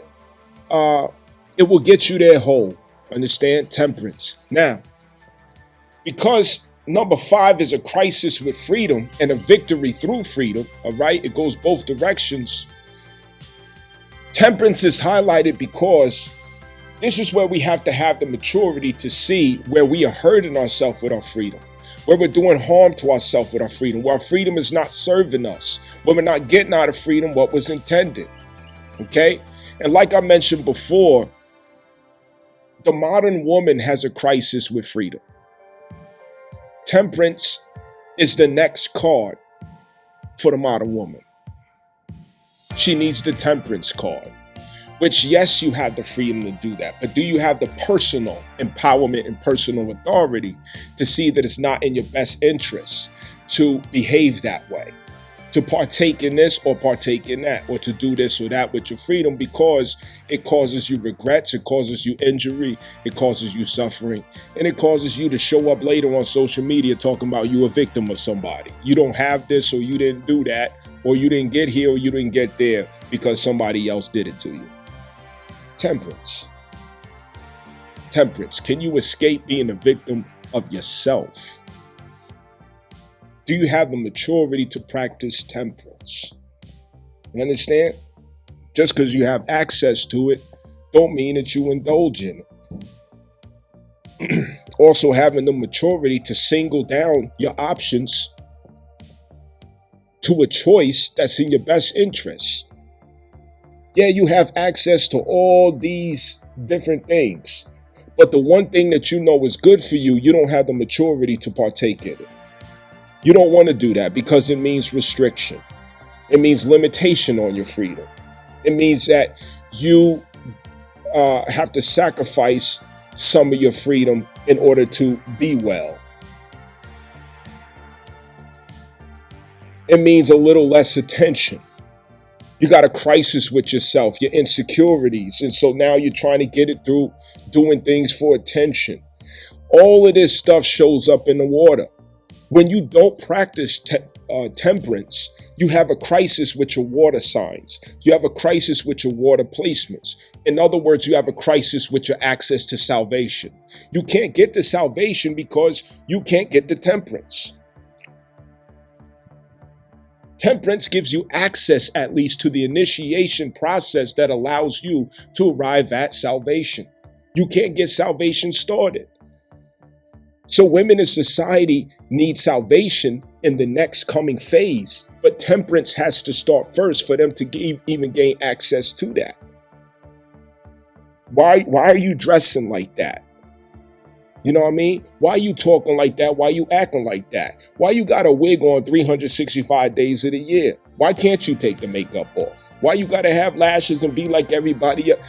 Insecurity. Where's that insecurity coming from? 4th house Cancer. What is that? A water sign. Right? Why do you always feel like you got to be in competition? Why can't you trust another person who shows the competence to be able to make better decisions in certain situations? You just got to dominate every goddamn thing with this, black girl magic bullshit. Crisis in the 8th house. Trust. Because you're in a crisis with trusting yourself. And when you don't trust yourself, you have a crisis with your 2nd house, your boundaries, your ethos, your values. You make poor decisions that reinforces to yourself that you can't be trusted with yourself. So now you can't trust others. And in not being able to trust, you're always trying to make moves to get ahead of what others is going to do with you, or what you think they have the power to do with you. And you're always in competition with people who you really should be working with. That is a water sign crisis. Pisces, your subconscious seems to show up all the time in your life. The things you fear the most, the things you feel guilty about, it seems to keep manifesting. Oh, why I keep attracting this kind of guy? Oh, why I keep going through this? Well, why I got to deal with that? I got this PhD, I got this education, and I got a good job, and I'm a good person. I keep telling yourself that shit. But what's in that 12th house is going to show right the fuck up in full form in the 6th house. That's the Pisces and Virgo axis. Pisces is a water sign. It's a crisis with your subconscious. It's a crisis with your past life, the shit that you've been doing for years, and the shit you've been doing before you came back to Earth. You fucking every Tom, Dick, and Harry, Pookie and Ray Ray for every one of your baby daddies. The nigga on a bicycle fucking the shit out of you, but you telling this other nigga on the phone, oh, he gotta wait 3 months before he hit. Bitch, you're fraud. You're fucking fraud. You estimated yourself at a value that's 1,000 tiers above what the fuck you really are. And wondering why who you really are is who keeps showing up. It's a crisis with your Pisces placement or 12th house. Water sign. So people who have a 5 life path means, and again, this doesn't mean that this applies to all 5 life paths, that this is what you're doing and this is what you've been doing. Please don't think that this is the case. However, as a collective, temperance has to be there for this number 5 to come to fruition, because it's meant to deliver a person to the initiation for their salvation can take place. Initiation. Salvation is screaming for this person with the number 5 life path. And women as a collective have the number 5 pending over their head. They need salvation so bad. They have a crisis with the water signs. And when you have a crisis with the water signs, everything else in your life is in detriment. Everything in your life is in detriment. You need so much control. You need so much domination. You bucking and wilding, you just acting a damn donkey. The decisions you make is just tearing you down, fucking you up, and you blaming everybody else. You putting on all this superficial shit and layers to try to look like something you're not, or be a value that you feel like you really can't even obtain. Even through school, through money, it still won't give you that feeling. You have a crisis with your water signs, and that's a crisis with salvation. That's why salvation is key for you to become peaceful in your authentic self. Peacefully in your authentic self. That salvation process has to take place. And that 5 is there to tell you, hey, I've been through it all. I seen it all. I did it all. Don't even waste your time going down that way. Here, I'll show you a better way. Here, take this book. Hey, study this guy or this girl. Hey, this is a good recipe and formula for your life. Try this out. That number 5 is there to show you the alternative, to show you the route to true, lasting, everlasting freedom. The number 5. The number 5 is there to say, I did all that with worldly shit. I know all about that. That ain't the way to go. The 5 is there to show you, hey, we need salvation. You need salvation. I know what you need. You need salvation. You have a crisis with your insecurities. You have a crisis with reaching empowerment. You have a crisis with your subconscious. It's going to be one of those 3 things, because that's the only thing that people are running from. And that's why they abuse freedom. People abuse freedom because of the crisis with the salvation points. Insecurity, lacking true empowerment, and a loaded subconscious. It's these 3 things, which is Cancer, Scorpio, and Pisces. It is only those 3 things. And the planetary forces of these is the moon. For Cancer, you don't listen to your intuition, so it keeps getting you in binds. Scorpio, Pluto, you have a problem with accepting the truth. You have a problem with disillusionment. Instead of accepting the truth, you're trying to change the truth. Instead of accepting how justice unfolds in truth, you're trying to manipulate the terms of justice. So you have the inability to transform so that you can become empowered. Father God, grant us the serenity to accept the things that we cannot change, the courage to change the things that we can, and the wisdom to know the difference. Therefore, you remain attached to the past, and anything that we attach to, we suffer from. So you have suffering. And it's showing in all your ways. Mars also goes with Scorpio. Your actions. You're taking actions to feel empowered. And when you take actions to feel empowered and it has not come through the empowerment of salvation, the empowerment of disillusionment. You take actions that are oppressive to yourself and oppressive to others. Unjust. And Pisces comes back to Neptune and Jupiter. Through Neptune, you become delusional because of subconscious impulses that you do not want to face. You become delusional in longing for what you do not want to become the qualified person for. You become delusional. You become entitled.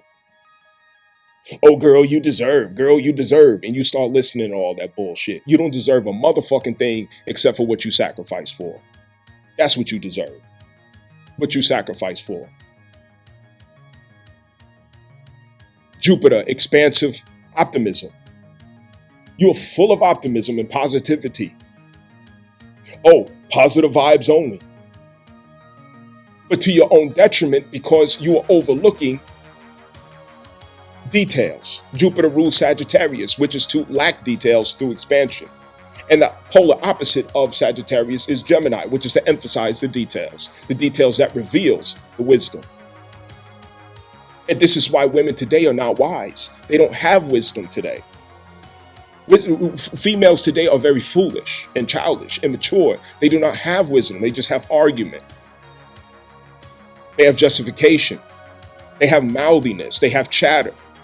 They have regurgitation of talking points.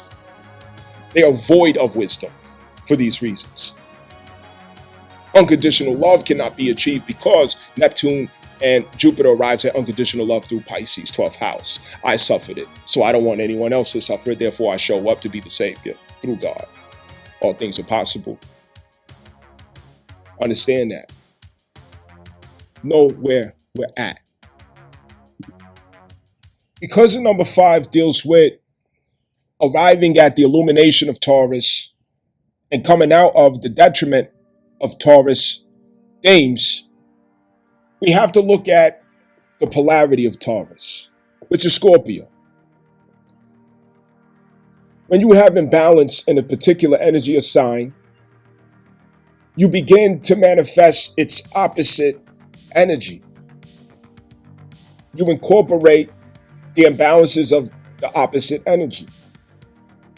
So, Scorpio, for example, expresses, I desire. Taurus expresses, I have.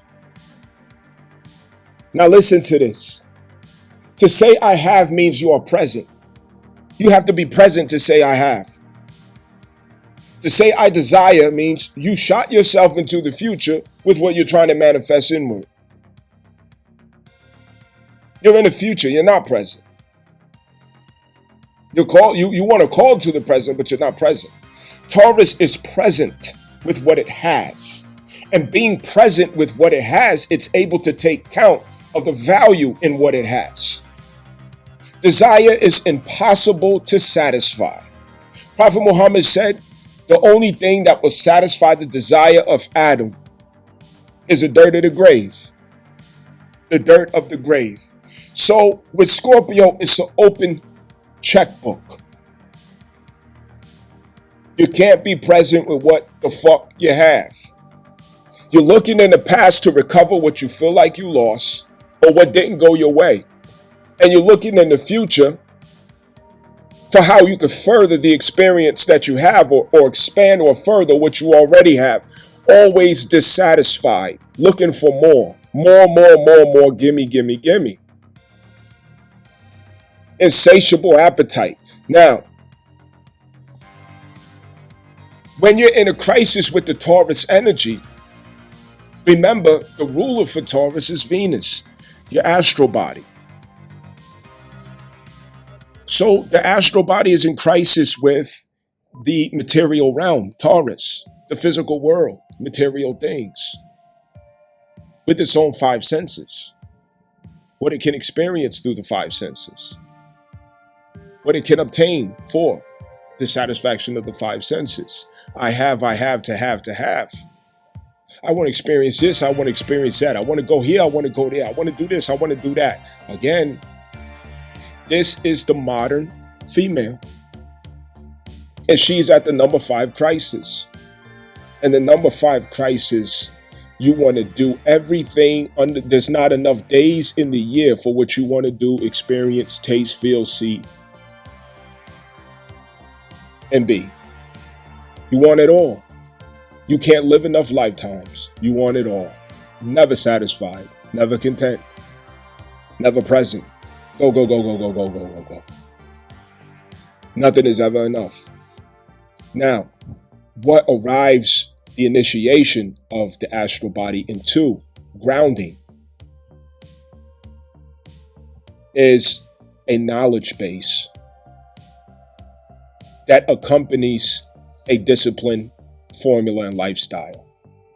So this is the relationship of Saturn and Venus that has to form the progress and success of the number 5. So if the number 5 is to see success, is to see victory in its lifetime, it has to associate itself with Saturn themes. Saturn will give it grounding, discipline, order, structure, restriction, so that there's a sense of security, stability, and balance. Otherwise, that astral body is all over the place and dissatisfied as it goes. You don't even want to sit with yourself because you hate hearing the moon. You hate hearing the moon tell you what you need. You hate hearing your intuition telling you what you need. You always got to be surrounded by so many people and so many things. You got to be at so many places all the time. That astral body is just like a wild horse running in the field. And we all have experienced this. We all have been there. All of us. But because the Hierophant heals so fast, faster than any other sign or energy, they're born to exploit their freedom so that they could arrive at the understanding of what freedom really is. And they become the ones who guide and mentor other wild horses to come to a safe ranch, to come to a safe haven of a ranch, which is their spiritual identity, through the access of higher knowledge.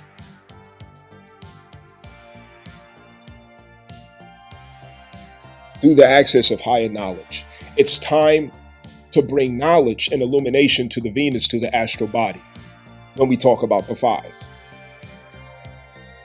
Sacred knowledge, spiritual knowledge, religious knowledge, in order to start that journey, so that the astral body can have grounding. Understand that.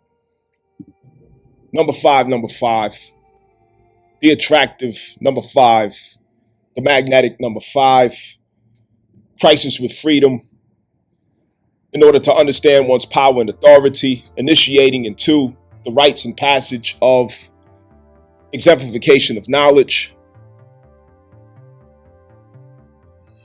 Religion is a crutch, it's a mold to cast a new image, a new form of self, standing in the image and likeness of God as a spiritual being.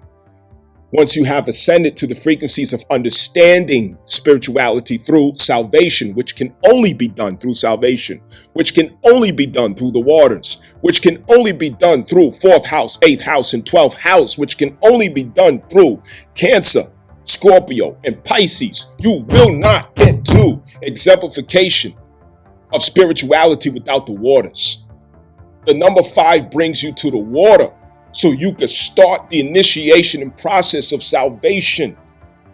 So if you are the number 5, if you have the number 5, or you're with the number 5, or you're always surrounded by or led by number 5s, it means you have not reached salvation yet. You require salvation next.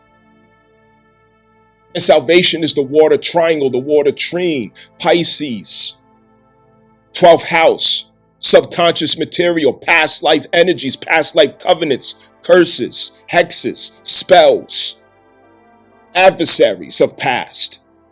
A consciousness, a subconsciousness that is loaded with detriment and is crying and screaming for illumination.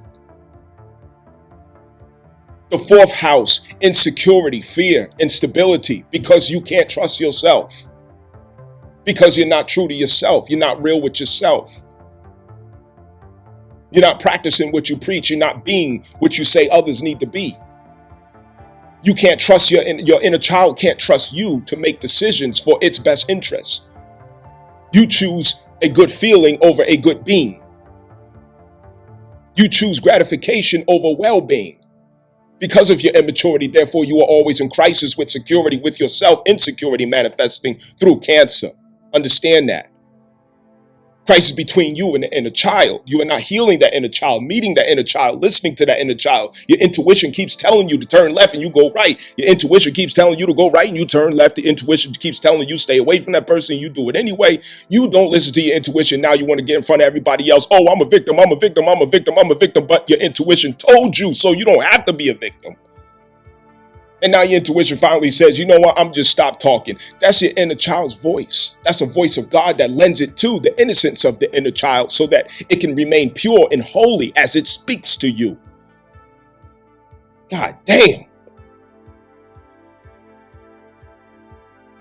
Scorpio, processing power and empowerment. Who do I trust? Me. That's who I trust. But can I trust me? Scorpio, empowerment. Pluto. Crisis arrives, problems arrive to give me disillusionment. Disillusionment is always there to set me free from illusion, to set me free from attachment to the past, to keep me present from diving and dodging myself into the future for what has not even manifested yet, to stay present where the gift and power is at. The prayer for empowerment. Father God, grant us serenity to accept the things that we cannot change, the courage to change the things that we can, and the wisdom to know the difference. Disillusionment. Scorpio brings disillusionment. Pluto brings disillusionment. Psychological transformation. Scorpio, water, deep waters, cold water. Associated with Mars, Holy Spirit. Turning the dark into light. Turning the venom into antidote. Turning the evil into deep wisdom. Mary of Magdalene at the base of the cross, wiping the feet of Christ. Christ exorcised the demons out of Mary Magdalene. Mary Magdalene became one of the closest disciples of Christ. That is Scorpio. Your closest disciple is that which you have processed through in psychological turmoil, having to come to acceptance of the disillusionment, which causes you to transform once you accepted that it is the truth, or that is the truth, or it had to go that way according to the scale of justice, not according to the scale of your desires and your feelings. Get over yourself, nigga. Get over your fucking self. Mary Magdalene was there with the other Marys. Mother Mary is Virgo. Mary Magdalene is Scorpio. Understand that. Let's get this shit fucking right, nigga. No matter what evils you walk with, they all transform and convert into wisdom. Once the heart is set right. Jesus didn't turn Mary Magdalene away. She was a prostitute in the fucking streets, turning tricks, nigga. But yet she became the closest to Christ. Why? Transformation. Transformation. So we can arrive at the power of forgiveness for ourselves. Once that 12th house receives illumination, Pisces, 12th house, you now have unconditional love to give out into the world. Why? Because you suffered it first. And now you recognize what's in those or what's before those to free from suffering, who remind you of yourself when you were suffering.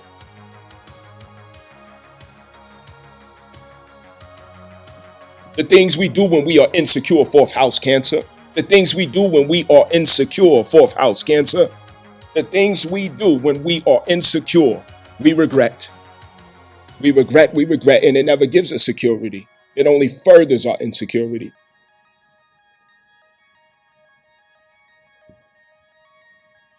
Questions, comments, put them down below. Keep a positive environment. We want to treat our environment like a community where we support each other, uplift each other, you know what I mean?